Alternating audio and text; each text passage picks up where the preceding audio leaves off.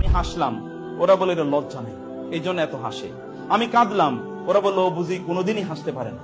আমি খুবই উচ্ছলতা প্রকাশ করলাম, তারা বলল দেখো লোক দেখানোর জন্য কত কিছু করছে। আমি একটু মন খারাপ করে বসে থাকলাম, তখন তারা বলল ওর আসলের অবস্থাটা এখন প্রকাশিত হয়ে গেছে, ও আসলে এরকম গোমরামুখী। আমি একটু ধৈর্য ধারণ করলাম, তখন এরা বলল লোকটা খুবই ভীরু কাপুরুষ, এই জন্য তার সাহসিকতা নাই। যদি তার সাহসিকতা থাকতো, শক্তি থাকতো, তাহলে সে রিয়েকশন করতে, কিছু কথা বলতো।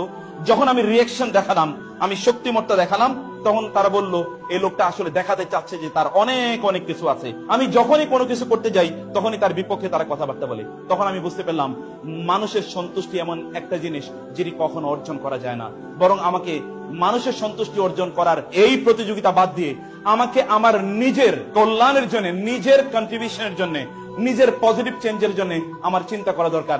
মানুষ কি বলছে না বলছে এদিকে আমার তাকানোর প্রয়োজন নেই।